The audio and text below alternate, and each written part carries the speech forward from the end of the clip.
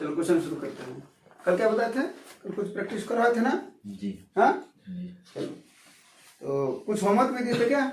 जी। हाँ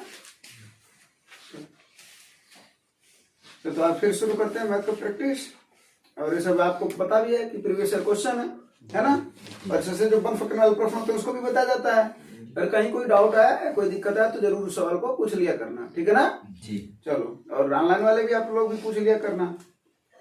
क्वेश्चन का नंबरिंग करके या आप उस समय को लिख दिया करिए, तो वहां पर हम बता देंगे, ठीक है। अगर उस क्वेश्चन का डिटेल आपको ना समझ में आया हो तो कल का जो होमवर्क करे थे, चलिए इस क्वेश्चन को लगा लिया जाए पहले, सबसे पहले, ठीक है। कल हम बताए थे कि जो क्वेश्चन है ये 4 अंक की सबसे बड़ी संख्या और सबसे छोटी संख्या के बीच का अंतर ज्ञात कीजिए। अंतर ज्ञात करना है जो कि 36 और 48 से कट है ना। यानी किससे कटना चाहिए? 36 और 48। एक तो वो तरीका है जो इसका बेसिक मेथड क्या कहता है, इसका क्या ज्ञात कर लो भैया, लसा ज्ञात कर लो। इसका लसा ज्ञात करो, कितना आएगा? 36 और 48 का है 144 आएगा क्या, है ना। हाँ ठीक, 144 आएगा, यही ना। एक तो ये तरीका है कि फिर 144 को क्या करोगे, भाग करोगे 4 अंकों की सबसे बड़ी संख्या में एक बार, बोलो जी। हाँ जी। और एक बार क्या करोगे फिर 144 का, सबसे छोटी संख्या तो 4 अंक सबसे छोटी संख्या 1000 है जी। इससे भाग करोगे। एक तो ये तरीका है, बोलो जी। अगला ये तरीका है कि अगर देखो 36 से अगर कट रहा तो जाहिर सी बात है 4 से भी कटेगा, 9 से भी कटेगा, जी। बोलो जी। 48 से कट रहा तो 6 से कटेगा, 8 से कटेगा, 2 से कटेगा, 3 माने बहुत संख्या से, जो और भी जो इसके जितने गुणनखंड हो सभी से कटेगा, ये ना। तो इसमें तुम लोगों को विभाजक का नियम पढ़ाए थे ना जी। 8 का। तो सबसे पहले 8 से ना देख लो, और 8 का विभाजक का नियम क्या कहता है भाई, किसी एक से कटना चाहिए ना वो चीज। तो अंतर रहेगा तो क्या अंतर नहीं कटेगा क्या, योग भी कटेगा उससे, अंतर भी कटेगा उससे, ठीक है जी। तो अंतर 8 से क्या होना चाहिए, कटना चाहिए। तो 8 से ऑप्शन को काट लो। अब जरा देखो कौन सा ऑप्शन कटेगा। पहले देखो 8 का नाम 8, 8 का नाम 8, 8 फिर 8 का नाम 8 नहीं, हाँ 4 फिर 8 से 48, पहला कट जा रहा है ना जी। उसके बाद से और देखो कोई 8 से कट रहा है क्या है, लास्ट 3 अंक उठाओ बस। 892, 8 का नाम 8, 8 का नाम नहीं कटेगा। फिर 8 3 24, 5 बच रहा है 58 नहीं कटेगा। 8 का नाम 8, 8 दूना 16, 2 बच रहा 22 नहीं कटेगा। इसका मतलब पहला ऑप्शन सही है जी। ये तो बता देना कल जी। बस। देखो 8 के नियम से ही पता तुम्हें चल गया। और देखते हैं वो आएगा कि नहीं आएगा, तो चलो कर लेते हैं। 144 है ना, जरा बताओ इसका 144 का, इसको पढ़ो कितनी बार में जाएगा, 8 बार में जाएगा। 8 चौक 32, 8 चौक 32 नहीं ज्यादा हो जाएगा ना जी, ज्यादा तो 6 बार में देखो, 6 चौक 24, 2 आया, 6 चौक 24, 2 26 और 6 का नाम 6 2 8, 9 में 4 जाए 5, इसमें से और इसमें से ये ना, फिर 9 उतारोगे, फिर 144 से कितनी बार में जाएगा आगे, 6 बार में तो ये गया था, 7 8, 8 बार में देखो, 8 चौके 32, 8 चौके 32 और 3 35, 9 बार 9 बार चला जाएगा। जी। चलो वो तो देख लोगे ना। तो 9 चौक 36, 3 आया, फिर 9 चौक 36 3 39, फिर 3 आया, 9 का 9 3, हाँ 9 में 6 जा 15, ये कट जाएगा ना, तो 15 में 9 जाए और सही ना। ये 63 क्या बच गया भैया, अगर ये ना बचा होता तो कट जाता कि नहीं कट जाता, अगर शेष ना बचता है तो कट जाएगा। 63 इसमें से घटा देने कितना हो जाएगा, 9 9 9 9 में से 63 को माइनस करोगे 6 आएगा, 3 आएगा, 9 आएगा, 9 आएगा, ये ना। यानी सबसे बड़ी संख्या 4 अंकों की क्या है जो 36 और 48 से पूर्ण रूप से कट जा रही है, तो क्या है वो 9936, ठीक है ना। अगर वहीं पर इससे कहता कि इससे काटने पर शेषफल 10 बचे, अगर बोलता है शेषफल क्या बचे 10 बचे, तो फिर इसमें 10 जोड़ते ना। चलो तो पूछा नहीं। अब इसको देख लेते हैं, ये कितनी बार में जाएगा, ये तो 1000 है ना, 6 बार में तो जाइबा करेगा, 7 बार में जाएगा 6 बार में। तो 6 बार में अभी पढ़े हो ना, यहाँ पर कितना आया था 864। इसको माइनस करो कितना आएगा, ये 6 और यहाँ पर 3 3 ना, जी। फिर यहाँ पर 1, जी। फिर ये 0। 1360 यहाँ पर था ना, यानी ये कितनी बार में जाएगा? 9 बार में। 9 बार में तो था ना, जी। कितना हो जाएगा? 1200। कहाँ जीरो है? अच्छा यहाँ पर तो 0 बचा ही नहीं। हाँ ठीक ठीक ठीक, ये तो पूरा 1000 से भाग 1000 हो गया ना। हाँ कितना? 136। अब देखो अगर ये पूछा होता कि 3 अंकों से छोटी भी अगर रहता है यानी 2 अंकों की, तो सीधा सीधा अगर 136 को अगर हम माइनस करते इसमें से, तो वो किस में चला आता? 3 अंक, ये 4 अंक है ना, 3 अंकों में चला आता, जी। चलाता ना। जी। तो हम क्या करते हैं तो वैसे में, यानी बड़ी संख्या को ज्ञात करने के लिए क्या करते हैं, डायरेक्ट शेष को घटा देते हैं, और छोटी संख्या को ज्ञात करने के लिए पहले इन दोनों लोगों का अंतर ले लेते हैं। कितना है अंतर? 140 और 136 का अंतर कितना है? यानी 140 में से 135 को घटाओ, कितना आएगा? 8। और इसी 8 को भाज्य में जोड़ दोगे, यानी कितना आएगा? 1008। समझे ना हमने क्या किया? जी। छोटी संख्या को ज्ञात करने के लिए क्या करना है, भाजक से शेषफल को माइनस कर लेना है, जो अंतर आएगा उसको भाज्य में जोड़ देना है, बस। अब देखो बड़ी संख्या ये आ गई, छोटी संख्या ये आ गई, करा उसका अंतर बताओ। अगर ये पूछा होता तो जोड़ दिए होते, अंतर पूछ रहा तो घटा दो। कितना हो जाएगा भैया? ये 16 में 60 जाए, 8 यहाँ पर क्या बचेगा? 2 यहाँ पर, 9 यहाँ पर 8। 8928 पहला ऑप्शन है, देखो। हाँ जी। अब बताओ तुम क्या करोगे? तुम इस मेथड से लगाओगे कि वो जो बोल रहे हैं काटने वाला, यानी 8 से काट करके वो मेथड से लगाओगे? जाहिर सी बात वही लगाओ, जी। है ना? जी। कोई दिक्कत? नहीं। चलो, तो ये तो कल का होमवर्क वाला था, अब आज वाला फॉल बता देते हैं। अब आज वाला फॉल शुरू करते हैं, लगाओ चलो इसको।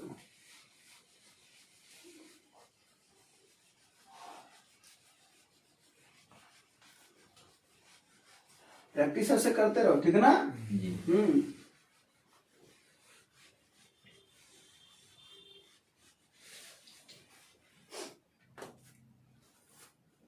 अगला फल देखो क्या करे। राबिन 1/4 दूरी को 20 किलोमीटर प्रति घंटा की गति से, कितना? 20 किलोमीटर प्रति घंटा की गति से, और अन्य 1/4 भाग को 10 किलोमीटर प्रति घंटा की गति से, और शेष को कह रहा है 80 किलोमीटर प्रति घंटा की गति से जा रहा है, तो उसका औसत गति बताना है। ऐसे सवाल में बताते हैं कि जब वो 1/4, 2/3, 1/3 इस तरीके की बात करे तो करना क्या है? देखो कितनी बात किया, एक बोला 1/4 और एक और बोला 1/4, बोला ना? तो इन 4 और 4 का एलसीएम ले लेना है। तो 4 और 4 का एलसीएम कितना हो गया? 4 ही तो हो सकता है, 4 ही तो हो सकता है। वही कुल दूरी हो जाती है। वही क्या हो गई? कुल दूरी। पहली बात समझ में आई कि नहीं है? यानी अगर कह दे कि 1/3, ठीक है, कह दे 3/4, तो हम कुल दूरी कितना मानेंगे? 3 चौक को, यानी इसका एलसीएम 12 ना होगा। कुल दूरी यहाँ पर कितना मानेंगे? 12। बात समझ में आया कि नहीं है? पहले बताओ, बात समझ में आया? और कैसे अब दूरी निकालते हैं बाकी वाला? अब देखो यहाँ पर एक, इसको चलो पहले समझते फिर इसको समझते हैं। कुल दूरी कितना हो गया? 4 हो गया। अब आते हैं पहली दूरी, फर्स्ट दूरी देखते हैं कितनी है। 4 का कितना है? 1/4, अर्थात कितना आएगा? 1। फिर दूसरी दूरी देखते हैं, 4 का कितना? वो भी 1/4, कितना आएगा? 1। अब करा शेष, और शेष ही थर्ड दूरी है, बोलो है कि नहीं है? तो 1 हो गया, 1 हो गया, बचा कितना? 2। तो दूरी पता चल गई कि नहीं पता चल गई? अब दूरी पता चल गया, चाल पता है, औसत गति ज्ञात कर लोगे, कर लोगे ना? वैसे यहाँ पर देख लो, कुल दूरी अगर 12 है तो 1/3 कितना हो जाएगा भैया? पहली दूरी कितनी हो जाएगी? 4 ना? बोलो। और दूसरी दूरी 4×3 12, 3 त्रिक का, तो यहाँ पर ये नहीं 3/4 ना होकर के कुछ 1/4 है। अगर यहाँ पर किनारा है, क्योंकि दूरी ज्यादा हो जा रही है ना, 1/4 है, तो क्या करोगे? यहाँ पर 3 आ जाएगा। अब शेष कितना बचा? देखो 4 हो गया, 3 हो गया, कुल 12 है, शेष कितना बचा? 5। ऐसे माना जाता है, ठीक है? कोई दिक्कत? ये मानने की जरूरत नहीं पड़ेगी। ज्यादा बात समझ में आया? अब क्या बोल रहा है कि पहली दूरी ये कितने से जा रहा है? अब हमको क्या ज्ञान करना? औसत गति ना? हाँ? और औसत गति बराबर होता है क्या है? कुल दूरी बटे कुल समय। हाँ, कुल समय। कुल समय। क्या पता है? कुल दूरी पता है ना? कितनी दूरी है? कुल 4 है। अब हमको क्या चाहिए? समय। समय हमको नहीं पता, तो समय बराबर होता क्या है? दूरी बटे 4। पहला, दूसरा, तीसरा सब तो दे रखा है। पहली दूरी कितनी है? चाल कितना है इसका? 20। दूसरी दूरी कितनी है? 1। इसका चाल कितना है? 10। तीसरी दूरी कितनी है? 2। चाल इसका कितना है? 80। बोले बातें समझ में आई कि नहीं है? जी। ये 1/20 क्या है? 1/20 क्या है? ये समय। समय है, पहली दूरी जाने में समय है। जी। ये 1/10 क्या है? दूसरी दूरी जाने में लगा समय है। और ये 2/80 क्या है? शेष दूरी यानी तीसरी दूरी जाने में लगा समय है। बस वही तो, कुल समय को जोड़ दिए, कुल समय को जोड़ा जाता है। इसी को सॉल्व करके जो आएगा तुम्हारा वो आंसर होगा। इसको काट सकते हो चाहो तो, 40 बार पड़ जाएगा ना। क्या है ये? 20, 10 और 40 का एलसीएम ले लोगे तो कितना आएगा नीचे? 40। फिर 40 से ऊपर चला जाएगा छटक करके ना, क्या हो जाएगा? 4 गुणे 40। और नीचे क्या बचेगा? देखो 40 से इसको काटते जाओ तो यहाँ पर क्या बचेगा? 2। यहाँ पर क्या बचेगा? 4। और यहाँ पर क्या बचेगा? 1। तो 4 2 6 1 7 बचेगा। इसी को सॉल्व कर लो, है ना। कितना हो जाएगा? 40 × 160, 160 में 7 का भाग दिया, कितना आया है? 22.86 किलोमीटर प्रति घंटा। ये तो भाग दे करके देख लोगे, कोई दिक्कत तो नहीं ना। हाँ, कॉन्सेप्ट समझना ज्यादा जरूरी है, ठीक है। चलो, बातें समझ में आया? कैसे दूरी मानते हैं बोलो? बट्टे वाले को कैसे मानते हो? क्लियर हो ना? चलो अगला फल लगाओ।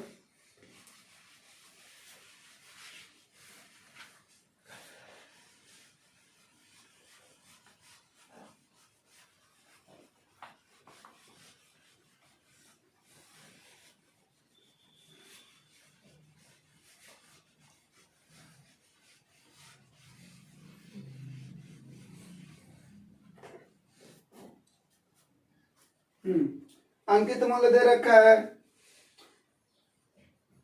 20% का छूट एक है, एक 10% का छूट है, यही ना। तेरा देखो 20% का छूट दोगे तो 80 आएगा, 10% का छूट दोगे तो 90 आएगा। तो 90 में 9 है कि नहीं है? 9 से जो कटेगा वही आंसर है। कौन सा कट रहा है? अरे अगर कोई 2 ऑप्शन कटता तो नहीं देखते, सॉल्व कर लेते, समझे? हाँ तो चलो इसको लगा लेते हैं। कितना है भैया ये? 1 लाख। ये क्या है? कितने जीरो? 5 जीरो जी। तो क्या छूट है? पहला 20%। तो 80 लेगा जी। फिर कितना है? 10%। कितना लेगा? 90। और वही पूछ रहा है कि कितना आएगा, यही ना। जी। 2 जीरो 2 जीरो 4 जीरो ना, इतने तो कट गए। जी। 9 8 72। 72 के आगे कितने जीरो? 3 जीरो। बस यही ना। जी। ये तो छोटा सा फल था। हाँ जी। अगला सवाल लो। बेलन का सवाल है। बेलन में सबसे पहले तुम्हें फार्मूला बता देते हैं, फिर उसके बाद सवाल का आंसर तो तुम लोगों का आ भी जाएगा। तो बेलन का आयतन का फार्मूला क्या होता है? और जब भी ये बताया जाता है ना तो बार बार लिखा करो, इससे याद हो जाएगा, ठीक है। पाई आर स्क्वायर एच होता है। वक्र पृष्ठ इसका कितना होता है? बोलो कितना होता है? बताओ वक्र पृष्ठ इसका कितना होता है बेलन का? रह करके याद करो। 2 पाई आर एच। इसी वजह बोलते हैं ना, लिखते रही हो। संपूर्ण पृष्ठ कितना होता है? 2 पाई आर कोष्टक में एच प्लस आर, ठीक है। अब क्या पूछ रहा है? बेलन का वक्र पृष्ठ क्षेत्रफल दे रखा है, यानी ये दे रखा है। कितना है ये? 2 22/7, यही ना। आर का वैल्यू दिया क्या? नहीं दिया है। और एच का वैल्यू 14 सेंटीमीटर। और इसी की वैल्यू कितना दे रखा है? 110। तो भाई वक्र पृष्ठ दे रखा है जी। 2 वक्र पृष्ठ का फार्मूला होता 2 पाई आर एच, तो 2 गुणे पाई गुणे आर गुणे एच। एच का वैल्यू 14 सेंटीमीटर। कोई दिक्कत है क्या? 7 दूना है ना।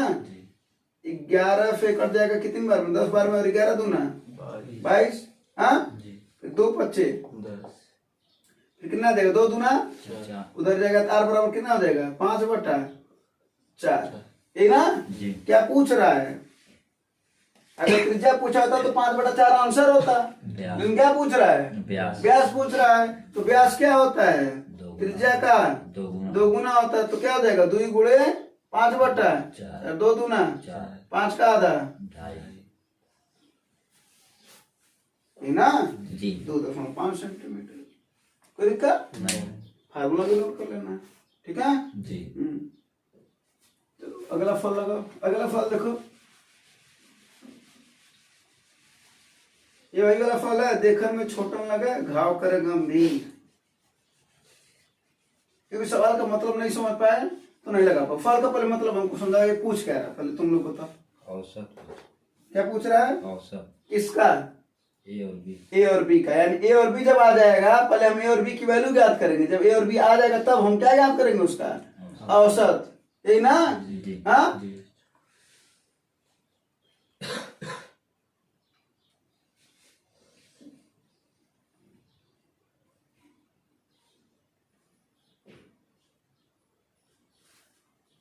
जरा देखो, ए प्लस बी की वैल्यू कितनी है? 25 है। जी। और ए माइनस बी की वैल्यू कितनी है? 7 है। सही ना? देखो उसने क्या बोला है, ए और बी का माध्य अनुपात बताओ।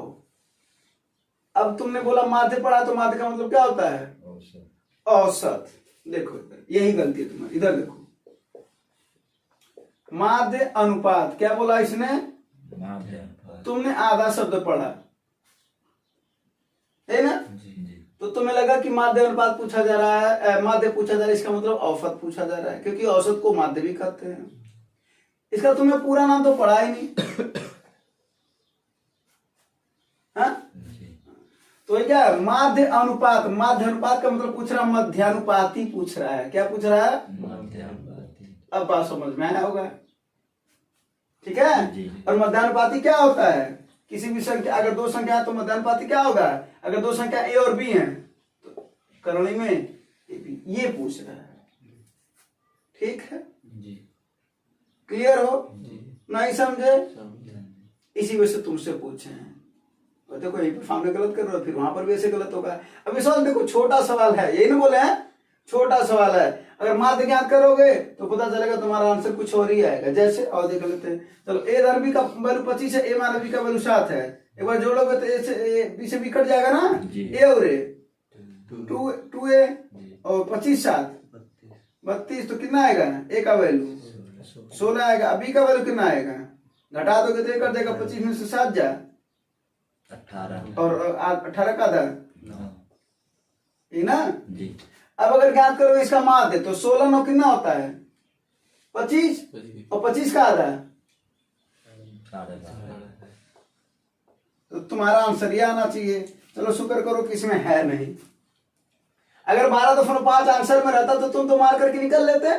जी। बोलो जी। लेकिन इस क्या बोला? माध्य अनुपात अर्थात मध्यानुपाती पूछ रहा है। और मध्यानुपाती होता करणी में भी, यानी क्या पूछ रहा है भैया? वो ये पूछ रहा है करणी में 16 गुणे 9 अर्थात 16 9 144, और उसका क्या होता है? 12।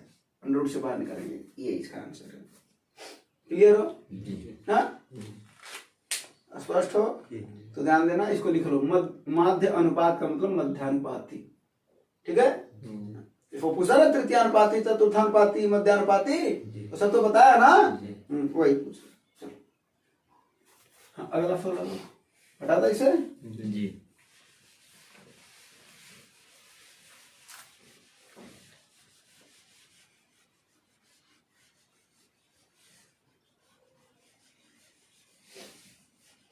लगा अगला फल लगाओ। अगला फल देखो, ठीक ठाक सवाल, और बताओ पहले आ रहा है या नहीं आ रहा। एक वॉशिंग मशीन का जो मूल्य है टीवी के मूल्य से 40% कम है। वॉशिंग मशीन के मूल्य में 18% की वृद्धि की गई, तो इनका डाल देना। 18% की वृद्धि की गई है और टीवी के मूल्य में 10% की कमी की गई है। 5 वॉशिंग मशीन और 2 टीवी के मूल्य में परिवर्तन बताओ।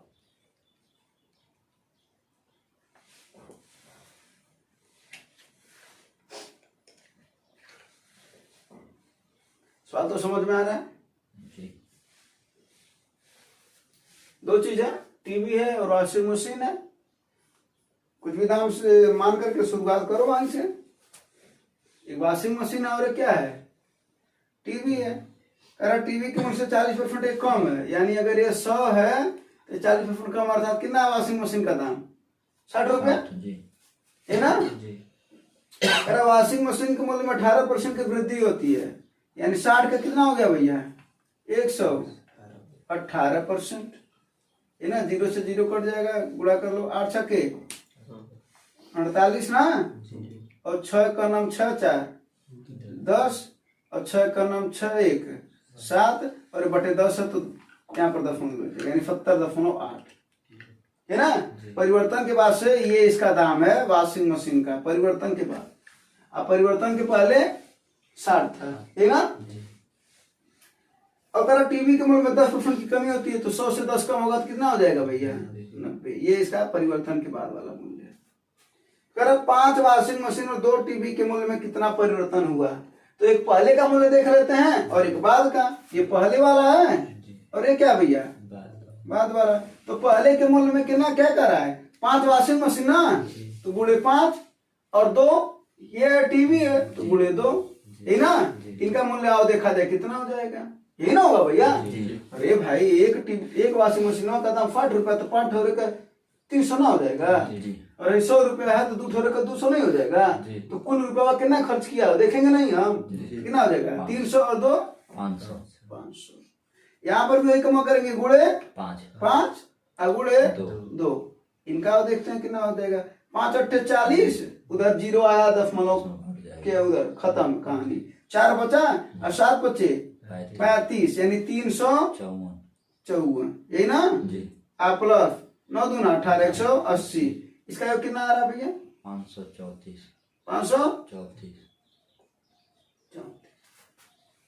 बस समझ में आया? तो हुआ क्या? 500 से 534 रुपया हो गया है। बताओ क्या हो रहा है? कितने रुपए का? 34 का।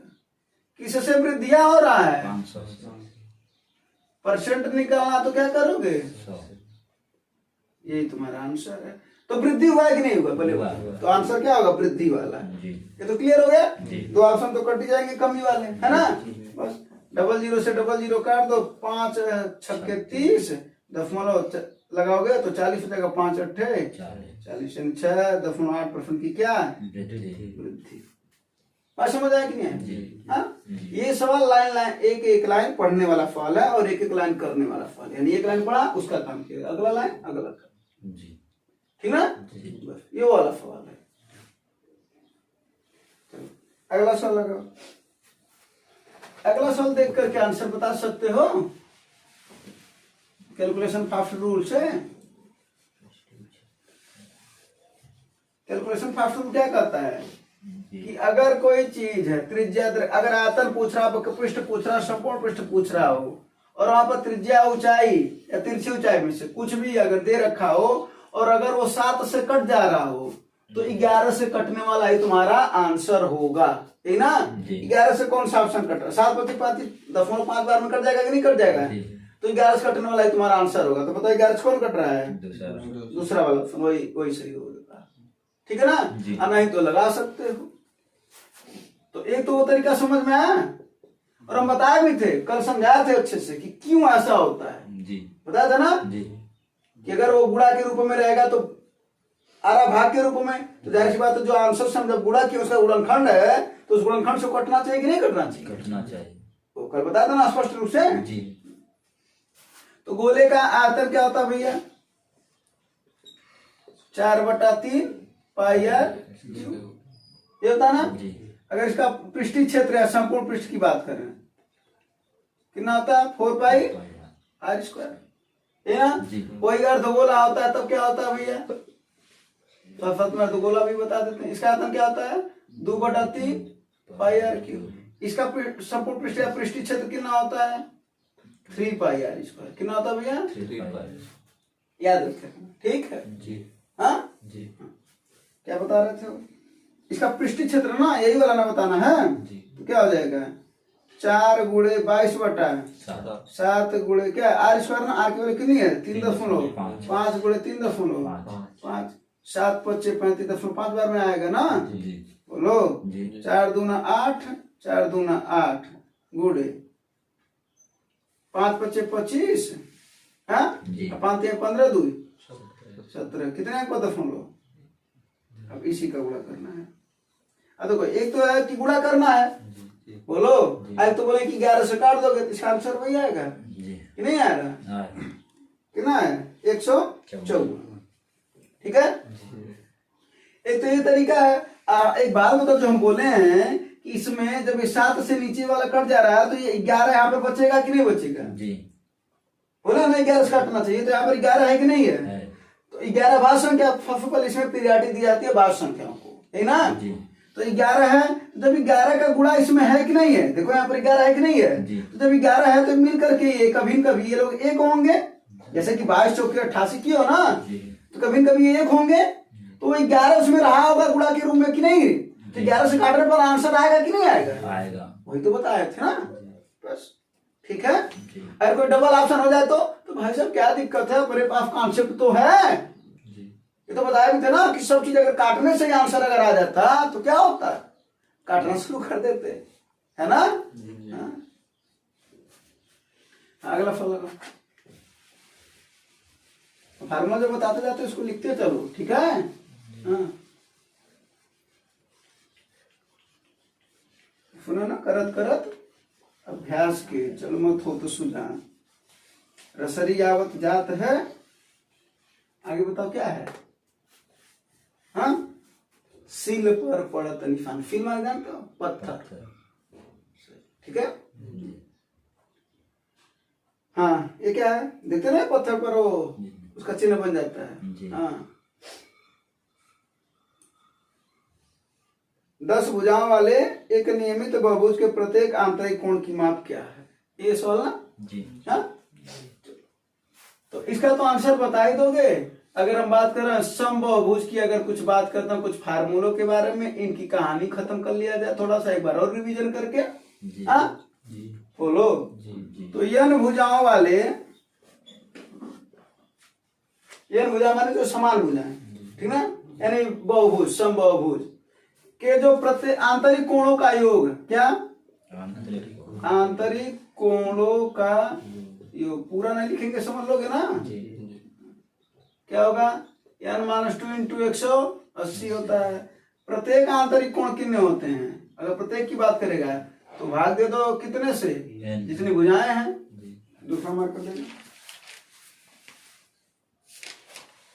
हम क्या बोला है कि समबाहुभुज के आंतरिक कोणों का योग कितना होता है? n-2 into 180। प्रत्येक का योग कितना होता है? n-2 इंटू 180 बटा n। अगर वहीं पर बात करा जाए कि बाह्य कोण का योग कितना होता है, बाह्य कोण का योग ये कितना होता है बताओ? 360। और प्रत्येक कितना होता है? 360। बहुत बढ़िया, 360 बटा ये होता है। जी बोलो जी। अगर वहीं पर बात किया जाए कि विकर्णों की संख्या कितनी होती है, तो विकर्णों की संख्या कितनी होती है बताओ? सवाल पूछता ना जी। n इंटू n - 3/2 ये सब विकर्णों की संख्या होती है। अगर वहीं पर पूछा जाए कि आंतरिक कोणों का योग और बाह्य कोणों के योग का अनुपात कितना होता है, यानी आंतरिक कोण बटा बाह्य कोण, तो चाहे योग योग का अनुपात पूछे, कहाँ है, या तो अंतर अंतर का अनुपात पूछे, अरे सॉरी प्रत्येक प्रत्येक का अनुपात पूछे, बात एक ही आता, दोनों का आंसर वही आता, तो क्या आएगा जरा देखो क्या हो जाएगा? ये आंतरिक है ना, n-2 इंटू 180 बटा 360। ये दो बार में कट जाएगा, कितना आ जाएगा? n-2 upon 2। अब देखो अगर ये फार्मूला तुम्हें पता रहता तो कितना आसानी से तुम लगा सकते हो। अगर सवाल पूछे तो क्या हुआ, क्या सोच रहे हो, किस सोच में डूबे हो? हाँ इतना तगड़ा सोच रहा है। हाँ देखो आंतरिक कोण और बाह्य कोण का अनुपात अगर पूछ दे, कह दे कि 7 भुजाओं वाले समबाहुभुज के प्रत्येक आंतरिक कोणों का योग और बाह्य कोणों के योग का अनुपात क्या होगा? आंसर देख करके लगा दोगे। n का वैल्यू धीरे से रखना, कैसे रखना? धीरे से। 7 में से 2 जा 5 बटा 2, यही आंसर है। 5/2 समझे? अब देखो ये तुम्हारा जो सवाल है इसको लगा लिया जाए। क्या है? 10 भुजाओं वाले एक नियमित बहुभुज के प्रत्येक आंतरिक कोण, ये वाला देखो, ये वाला लग रहा है ये ना, और इनका वैल्यू कितना दे रखा है? 10। तो 10 में से 2 जा गुणे 180 बटे 10 भाई n का वैल्यू 10 तो है ना, 18 अठे 154 कौन करते हैं ये ना, जी बोलो जी। अगर पूछा होता बा को प्रत्येक बा कोण कितना होगा तो 360 बटे कितना हो जाता 10, तो कितना होता 36, कितना होता 36 क्लियर हो जी बोलो। अरे कहता है किसी का विकर्णों की संख्या बताओ, तब क्या करते ये वाला फार्मूला लगाते, क्या हो जाता 10 गुणे भाई n का वैल्यू 10 ना, 10 में से 3 जाए बटे 7 बचे 35 है ना, तो ऐसा फार्मूला नोट कर लेना, काम की चीज है, ठीक है जी। हाँ। अगला सवाल देखो, अगला सवाल को जो ये लगा रहे हैं इसमें हमने भी एक बड़ी छोटी सी मिस्टेक किया था, तो देखते हैं तुम लोग इसका आंसर बताओ। देखो गलती है ना, हो जाती है, बस इसी को पढ़ने में मिस्टेक था। अब देखते हैं तुम लोगों का क्या है।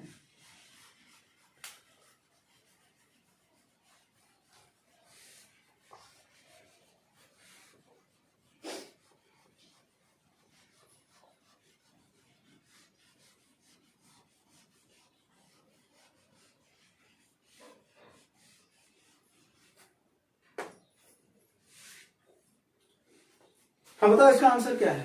154 अब इसको देखो हमने पढ़ने में क्या मिस्टेक किया था। देखो कह रहा है कि एक स्कूल दौरे के स्कूल दौरे के दौरान 15 छात्रों के समूह में एक को समूह का नेता चुन लिया गया, ठीक ना, और ऐसे कुल 11 समूह थे, तो कितने छात्र भ्रमण के लिए जा रहे हैं।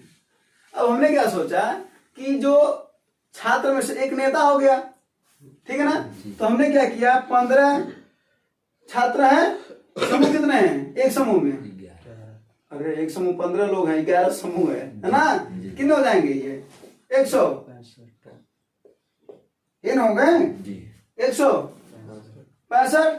अब देखो 165 क्या हो गए कुल छात्र हो गए। अब इस 15 समूह में से एक क्या है, कितना सॉरी 11 समूह है ना, 11 समूह में क्या है एक नेता है, तो कितने नेता हो गए, तो इसको माइनस कर दोगे तो 5 में से एक जाए, 6 में से एक जाए, ये आंसर है जी। क्या पूछा है वो, कितने छात्र भ्रमण के लिए जा रहे हैं, क्या वो जो नेता वो छात्र नहीं है, तो फिर ये 154 कैसे आंसर होगा। नहीं समझ आया बात, अरे नेता बनाए गए हैं तो इसका मतलब छात्र तो है कि नहीं है। वो खुद जब बोला है कि 15 छात्रों के समूह में से एक को नेता बनाया गया है, 15 छात्रों का समूह था, उसमें से को बोलते हैं भाई तुम नेता हो। आज के समय से नेताओं की कमी तो नहीं है, उसमें बोल दिया गया कि तुम नेता हो, चलो तुम छात्र तो हो। और पूछ रहा कुल कितने छात्र गए हैं, लॉजिक समझ में आया, इसका आंसर क्या होगा 165। कितनों को बात समझ में आया। और यही बोल रहे ना कि हम भी पढ़ने में ये एक छोटा सा मिस्टेक किए थे, इसका आंसर क्या होगा 165। तुम लोग क्या किए होगे कुछ ये ना जी। और ये रेलवे ग्रुप डी का सवाल ये आया था। अब देखो रेलवे ग्रुप डी, और बोलते हैं ना कि गलतियां तो किसी से भी हो सकती है ना। अब चाहे तुम उसको कहो ह्यूमन एरर, चाहे कहो पढ़ने की गलती, तो ह्यूमन एरर दूसरा होता है, ये पढ़ने की गलती है, ठीक ना। ह्यूमन एरर वो होता है कि हम दूसरा मार रहे थे लेकिन उस समय जल्दी में तीसरा लग गया, पॉसिबल भी है, हो जाता है। जो ज्ञान देता है ना वो जानता होगा इस बात को, जो अभी नहीं दे रहा ना उसको ऐसा नहीं लगता, उसको लगता है अरे हमसे गलती कैसे होगा, वो उसको लगता है केवल, ठीक है। तो भैया ध्यान दो, ऐसे मेहनत करो वरना देख लो, एक एक क्वेश्चन चले जाएंगे, फिर बाद में कहोगे कि किस्मत में नहीं लिखा था नौकरी, तो बताओ कैसे मिलेगा। किस्मत में लिखा होता है कि लिखना पड़ता है, किस्मत लिखना पड़ता, हाँ लिखना पड़ता है किस्मत, ठीक है ना। हाँ कहते ना कि कर्म से कर्म करोगे, क्या बोला जाता है कि समय से पहले और भाग्य से ज्यादा कुछ नहीं मिलता है, ये है ना। देखो कर्म करोगे ना तो सब कुछ मिलता है। हाँ ये तो आ गया ना इसका आंसर। जी।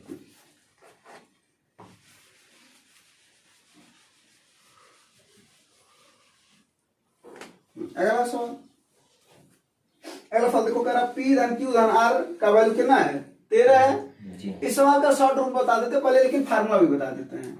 अगर बात करा देते कोई एक्स क्यूब धन वाई क्यूब धन जेड क्यूब, अगर इस तरीका करा है तो फार्मूला क्या होता है उसको लिख देते हैं, एक्स धन वाई धन जेड, ठीक है ना। एक क्वेश्चन फिर एक्स धन वाई धन जेड का whole square minus 3 X Y धन वाई जेड धन जेड एक्स। एक तो इस फार्मूले से निकाल लेना, ठीक है। इस फार्मूले में रख करके देखो, सबका वैल्यू दे रखा है, दे रखा ना, इनकी वैल्यू दे रखा है, इसकी भी वैल्यू दे रखा है, रख करके बस इसकी वैल्यू ज्ञात कर लोगे कि नहीं कर लोगे। एक तो तरीका हो गया। दूसरा तरीका देखो, अगर हम यहाँ पर दे रखा है ना पी धन क्यू धन आर की वैल्यू कितना दे रखा है 13 और पी क्यू धन क्यू आर धन आर पी बराबर 30। अगर किसी एक को जीरो मान लो, किसी एक को जीरो मान लो, इसमें पी क्यू और आर में से कोई एक को जीरो मान लो, बताओ किसको जीरो मानना चाहते हो। पी को, चल पी को जीरो मान लेते हैं, पी को जीरो कर दिया। अभी भी बदल लो, वरना कहोगे कि बाकी से नहीं आएगा, सबसे यही आएगा। अगर चाहो तो बदल सकते हो। पी ठीक है हाँ जी, तो पी को जीरो मान लिया है, यानी ये हट जाएगा। तो ये जब हट जाएगा तो क्या बचा, क्यू धन आर बराबर 13। समीकरण नंबर 1 किसको मान लो। तुमने पी को जीरो मान लिया, ये जीरो हो जाएगा, ये हट जाएगा जी, और ये जीरो हो जाएगा, ये भी हट जाएगा, तो क्या बचा यहाँ पर क्यू आर बराबर 30। अब कोई दो संख्या बताओ जिसको जोड़ने पर 13 आ रहा है और गुणा करने पर 30 आए, क्या होगा। जोड़ने पर 13 आ जाए, गुणा करने पर 30 आ जाए। अरे साफ साफ दिख रहा है, ये लोगों को तो दिख गया होगा, तुम लोग को अभी नहीं दिख रहा। 3 और 10 महाराज जी, 3 और 10 यही ना जी, 3 और 10 13 और 3 और 10 का गुणा 30 हो गया ना जी, कोई दिक्कत नहीं। किसका वैल्यू ज्ञात करना है, पी क्यूब धन क्यू क्यूब धन R cube minus 3 Q R, यही ना जी। इसमें देखो तुमने क्यू को किसको जीरो किया, पी को ना, तो पी जीरो करोगे तो खत्म जी, ये खत्म, क्या बचा मात्र इतना ना बचा जी, बोलो जी। तो क्यू का क्यूब धन आर का क्यूब तुम्हारा बचा है, और इसकी वैल्यू क्या है, कोई एक 3 है कोई एक 10 है, तो 3 का क्यूब कितना हो जाएगा 27 और 10 का क्यूब 1000 कितना आएगा 1027। नहीं समझ में जी, ये आंसर है। अब चाहे इस फार्मूले से लगा लो, चाहे तुम इस कॉन्सेप्ट से लगा लो, तो ऐसे लगा करना जी, आंसर आ जाता है। क्या उतना लंबा चौड़ा लगाओगे, ठीक है।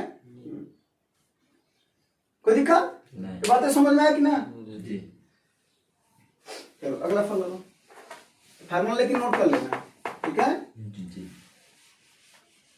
किसी को भी जीरो मान लोगे ना 3 में से, वो आंसर आ जाएगा। 2 रहेगा तो मत मान लेना कि 2 है तो किसी एक को जीरो मान लेते हैं, ठीक है।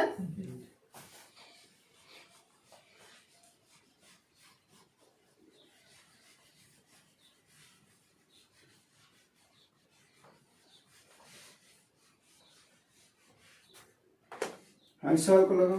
कर एक व्यक्ति अपनी मासिक आय का 30% बचत करता था, ये तो हम बताए थे, सवाल पता था ना जी। ऐसे सवाल में सीधा सीधा पहले काम करना चाहिए, आय व्यय हो गया बचत हो गया। ऐसे सवाल में 2 बातें करता है वो अक्सर करके, है ना। किसी भी व्यक्ति की आय कितनी होती है 100, 30% बचा रहा है तो कितना खर्च कर रहा होगा 70। पहली बात क्लियर हो गया। अब दूसरी बात देखते हैं क्या करता है। कह रहा है यदि उसकी मासिक आय में 10% की वृद्धि हो जाए, यानी 100 था 10 की वृद्धि हो गई, कितना हो जाएगा 110। फिर क्या करा, तथा पूर्व बचत से 20% अधिक बचत करता है, यानी 20% की वृद्धि कर लिया बचत में, कितना हो जाएगा 30 का 120% ना जी। कितना हो जाएगा भैया 36।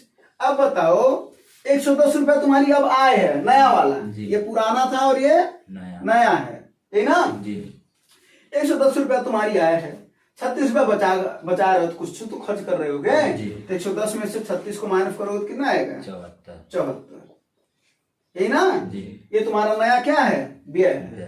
अब क्या बोल रहा है, उसके व्यय में कितने % की वृद्धि हुई है भैया, वृद्धि तो हुई है, देखो 70 से 74 का वृद्धि नहीं हुई है, व्यय में वृद्धि हो गई है, 4 की वृद्धि हुई है, किससे 70 से। अगर 100 करोगे तो क्या निकलता है परसेंटेज, है ना जी। 0 से 0 को काट दो, कितना हो जाएगा 40/7, 7 × 5 = 35, 5 वाला आंसर होगा, 5 वाला की है जी बाकी चाहो तो दशमलव काट सकते हो, लेकिन यही सब नहीं करना चाहिए। देख करके बस 5 एक किया है ना तो वही आंसर होगा। जी दशमलव लगाओगे फिर 5 बचेगा 49 फाड़ सकते हैं 49 ठीक है ना, 5.71%। कोई दिक्कत नहीं। तो ऐसे सवाल में अक्सर करके देखना 2 काम करता है वो, ठीक है। अगला सवाल देखो, नल टंकी का सवाल, अच्छा सवाल, इसको लगा चलो।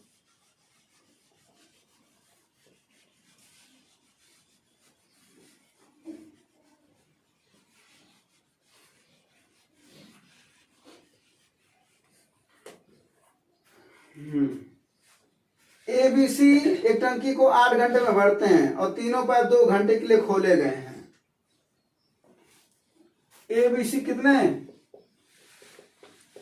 8 घंटे में, ये ना जी तो इनका 1 घंटे का काम कितना हो जाएगा? 1/8 काम कर रहे हैं ये, जी बोलो जी नहीं समझे? अरे भाई 8 घंटे में एक काम, तो 1 घंटे में 8 घंटे में एक काम, तो 1 घंटे में करोगे ना 1 गुणे 1/8 यानी 1/8। जी हाँ जी 1 घंटे का काम है 1/8। कितना कर रहे हैं वो लोग? 2 घंटे तक काम किए हैं। जी 2 घंटे का काम निकालो तो क्या हो जाएगा? 2 गुणे 1/8, बोलो हाँ या नहीं? जी 2 चौके 8 कितना हो गया? 1/4 यानी 4 में कितना काम हो चुका है? एक ये बात समझ में आई कि नहीं है? बोले जी। हाँ आए 4 में काम हो चुका। बचा कितना है? 3/4 3 काम बचा हुआ है कितने में से? 4 में से। अब कर रहा है उसको क्या कर रहा है? सी बंद कर दिया गया सी को, तो अब कौन भरेगा? ए और बी ना। कितने देर में से इसको भर रहे हैं? 9 घंटे में। यानी ए और बी द्वारा किया गया तब कुल काम निकालना है कितना? 9 घंटे में। और कितना भाग बचा है? 3/4। तो क्या हो जाएगा? 4/3। नहीं समझे तो ऐसे समझ लो, 3/4 को भरने में 9 घंटा, यही ना जी। तो 1 भाग को भरने में कितना हो जाएगा? 1 गुणे 1 का मतलब पूरा कम हुआ जी तो पूरा कम तो निकालोगे ना ए और बी का, जी क्या हो जाएगा? 3/4, 4 ऊपर चला जाएगा, यही ना जी। 3 त्रिका 9, 3 चौके 12, वही कम हम यहाँ पर किए हैं। बोलो अब देखो, अब यहीं से काम बन जाएगा। तीनों लोग मिलकर के कितने दिन में किए? 8 2 घंटे का काम किए थे। 1 घंटे का काम इन लोगों को हमने निकाला 1/8। जी 2 घंटे का निकाले 1/4 आया। 4 में से काम कर चुके हैं वो लोग 2 घंटे तक। बचा कितना? 3/4। 4 में 3 काम बचा है, उसको कौन कर रहा है? ए और बी कर रहे हैं। कितने देर में? 9 में। पूरा काम कितना हो जाएगा? 12 में। या तो कोई दिक्कत नहीं। अब क्या पूछ रहा है कि अकेले सी अगर भरा होता, सी भरा ना, अगर सी भरा होता तो कितने देर में भरा होता? तो कोई दिक्कत नहीं है। यहाँ पर देखो, अब इन लोगों को एक पास कर लो, ए धन बी धन सी बराबर कितना? 8। ये 12 है ना, थोड़ा इधर लिख देते हैं 8, ये ना 12 8 के एलसीएम लोगे भाई, ए और बी 12 घंटे में, ए धन बी धन सी 8 घंटे में, तो तुम्हारा पूरा सवाल हो गया। जी 12 और 8 का एलसीएम 24। क्षमता निकालोगे ना, क्षमता बराबर क्या होता है? कार्य बटे समय। 2 आया, कार्य बटे समय कितना आया? 3। ये ना जी। तीनों लोगों की मिलाकर के क्षमता कितनी है? 3 है। इन 2 को मिलाकर के कितनी है? 2 है। तो ए और बी से अगर ए धन बी हट जाएगा तो सी का ना क्षमता बचेगा। तो सी द्वारा किया गया काम कितना होगा? कुल काम बटे सी की क्षमता। कुल काम 24 है और सी की क्षमता 3 में से 2 जा, यानी कितने देर में भरेगा? 24 घंटे में। बोलो तीनों की 3 है, 2 की 2 है, तो एक ना बच रहा है। और हमको लग रहा है सबकी क्षमता भी एक ही है, लग क्या रहा है? पॉसिबिलिटी है ना? कोई दिक्कत? अगला सवाल लगाओ।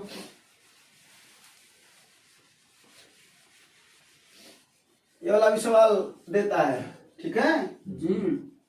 खूब देता है ये वाला सवाल।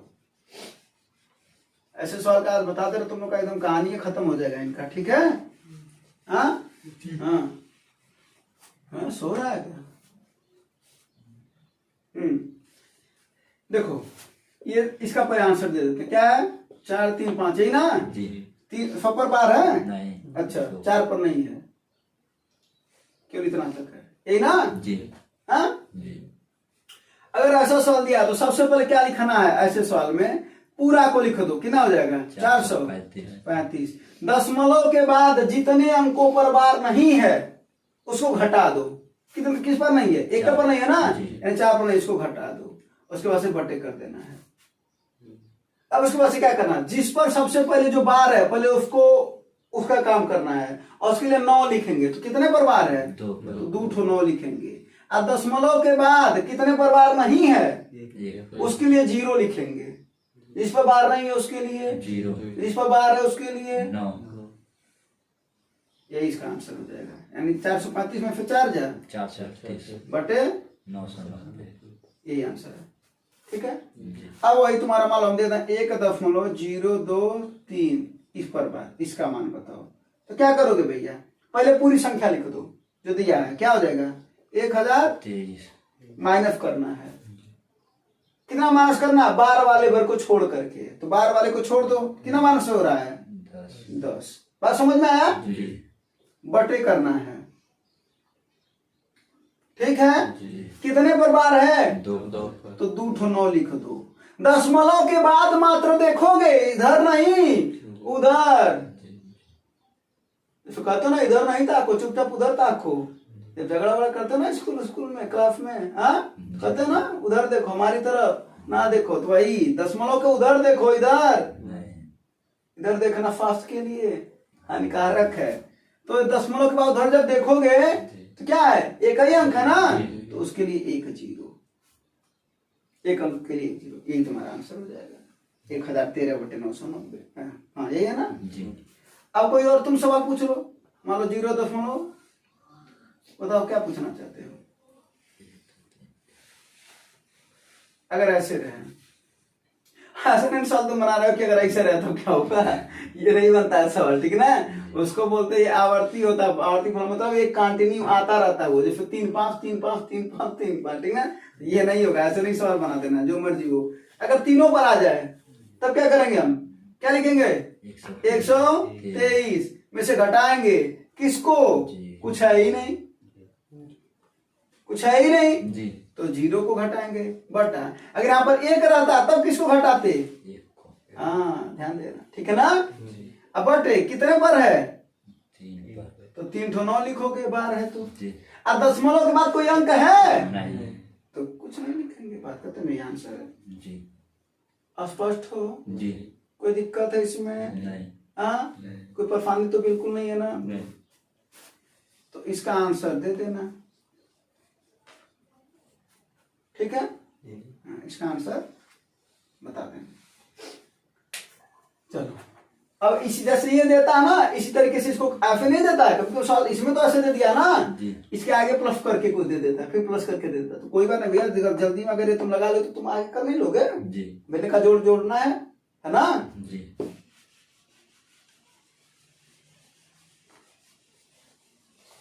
जब नीचे का बराबर होता तो ऊपर का ज्यों का त्यों लिख देते हैं, ठीक है। जी जब ये सब चैप्टर बताएंगे तो पूरा बताया जाएगा। हो गया? जी हाँ देखो, अगला सवाल क्या है, कह रहा है कि आधार 9 सेंटीमीटर, ऊंचाई 16 सेंटीमीटर, त्रिभुज का क्षेत्रफल क्या होता ना। जी। तो त्रिभुज का क्षेत्रफल क्या होता है भैया? 1/2 गुणे आधार गुणे ऊंचाई, बस बात खत्म। तो 1/2 आधार कितना भैया? 9। ऊंचाई कितनी है? 16 बस काट की कहानी खत्म कर लो। 2 अट्ठे 9 अट्ठे 72 वर्ग सेंटीमीटर, यही ना। जी हाँ जी चलो,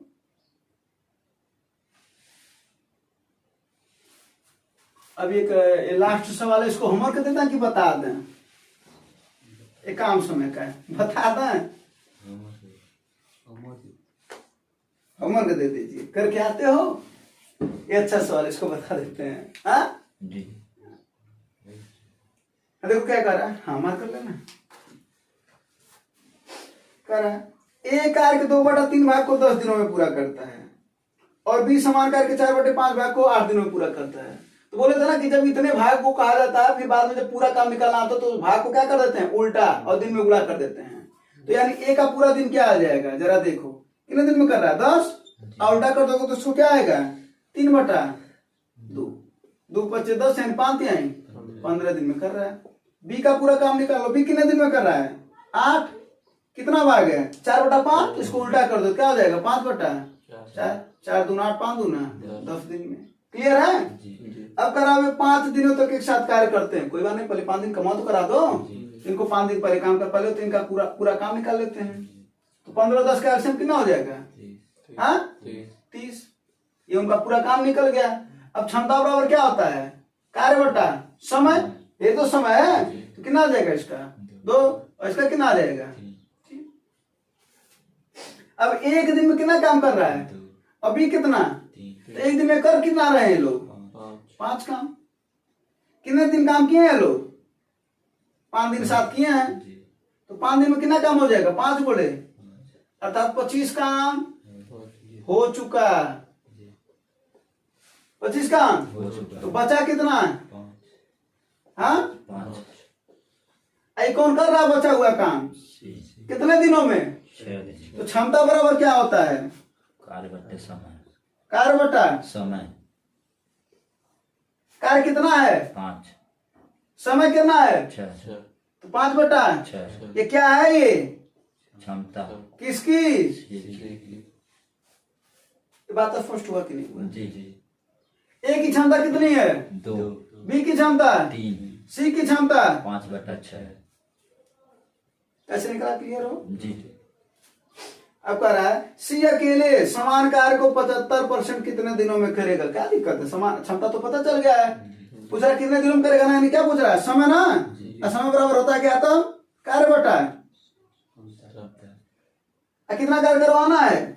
75%। कितने का? पूरा का ना। तो सी का समय क्या हो जाएगा? 30 का 75%। ये पूरा काम हो गया। अब बट क्या चाहिए? क्षमता। क्षमता है कितनी? 5/6। इसी को सॉल्व करना है बस। 25 दिए हैं, 75। 25 चौक के ये ना, जी। बगल का बगल में गुणा होगा नीचे का, क्या हो जाएगा? 30 गुणे 3 गुणे 6 बटा 4 गुणे 5। 5 छक्के 30। यही ना। जी। 2 दूना 4। 2 तिहाई 2 तिहाई 3 त्रिका 9 त्रिक 27। कितने दिनों में? 27। बस। कोई दिक्कत? नहीं। हाँ, यही सब सवाल थे आज के, है ना? जी। ठीक है, जी। तो बस मेहनत करते रहो। कोई दिक्कत? नहीं। परेशानी? नहीं। समस्या? नहीं। प्रॉब्लम? तो उम्मीद है चीजें आप लोगों को समझ में आएगा और आप लोगों को भी। धन्यवाद। जय हिंद।